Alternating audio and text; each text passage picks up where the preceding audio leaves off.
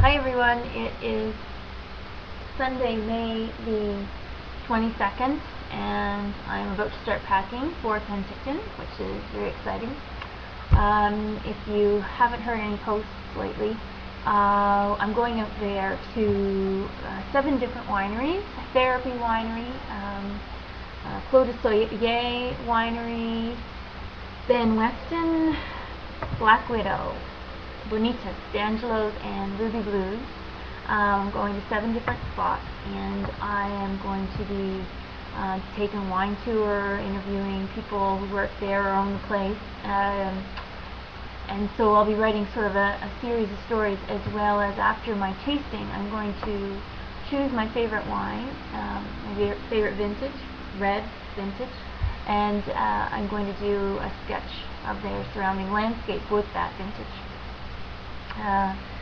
So anyway, that's kind of exciting. I'm going to post events on my Facebook for where I'll be on each day.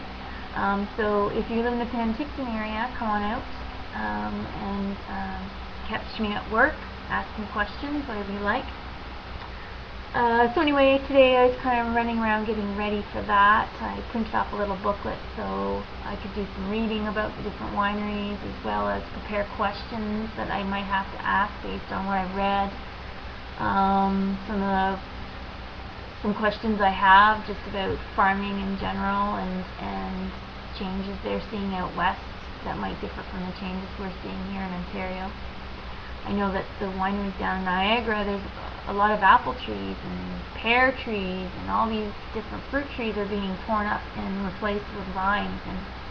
And what is that going to, what sort of effects will that have long term for sustainability? And I know wineries are, a lot of them are extremely environmental in their practices, but I think we need to be careful in terms of the balance of the crops that we're planting. So I'll just see if that's a concern out in the Okanagan Valley as well.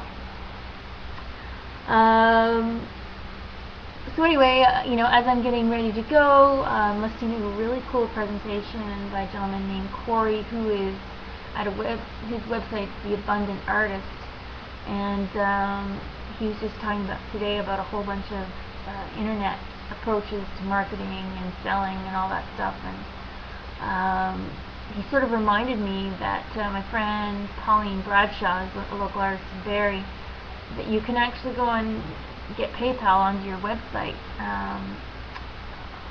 free of charge by creating codes for buttons and stuff. So I've actually started to do that. Obviously I don't have every single photo done, because you actually have to create a button for every single piece on your website, but I do have the palette knife painting, most of the palette knife paintings done, and so I'll continue to do that a little bit by little bit. It's actually quite tedious work,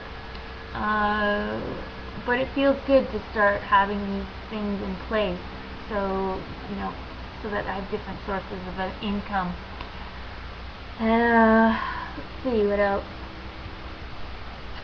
Gift certificate. Okay, I have a monthly gift certificate draw going on at JillPriceStudios's.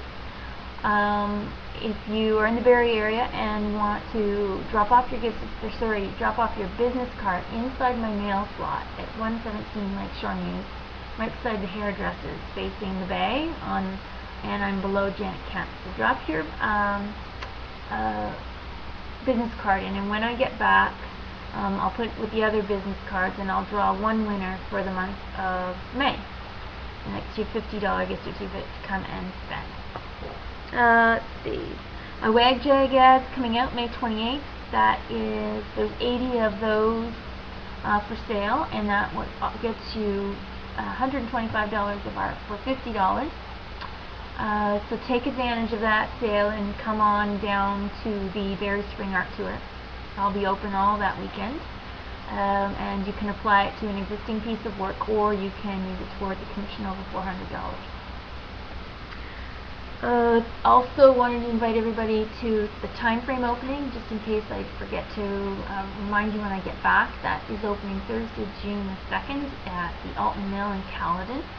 It's from 6 to 9. There's about 30 different artists that have been juried in, and There's going to be cash prizes, so it could be very exciting, hopefully, for me. And let's see what else. And then, if you can't make it to Caledon, the opening reception for the Barrie Spring Art Tour is actually on Friday night, being held at Artistic Frameworks on Commerce Drive. And most artists have a piece up in there, so you can preview the work firsthand and take a look at who you might want to go see more work by. So, I don't have too much else. You know, it's always kind of quasi-exciting, quasi-stressful when you're getting ready to go away. You know, I realized I didn't really have tools for working in the field, so I had to run out today and get a fold-up easel, and I was able to get one that's actually specific for watercolors so that you can work in a flat way, you know, and your fluids aren't running down your page. So I picked up that, and I also picked up a block watercolor pad so that my pages aren't going away on me, one, and two, when I let the images dry overnight, they won't crinkle up or curl up or anything. So I'll simply peel off the previous day's image and I'll start a fresh page the next day at the next winery, and leaving the piece I've completed behind in the hotel room so it doesn't get damaged. So I've tried out my technique in incorporating text, and so I'm going to be writing with white Conte or white pencil crayon onto writing my story or my observations right onto the page of what I'm experiencing at the winery, and then the image will be completed over top so that the text will kind of come through the image in areas. Okay, so I think that's it.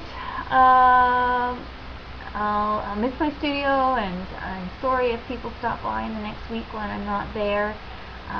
Feel free to text me on my cell at 705-229-5211 or email me. I'll have internet access out there. And yeah, so I look forward to talking to people when I get back, but I will try to give you updates from out in Penticton. Alright, have a good night, everyone.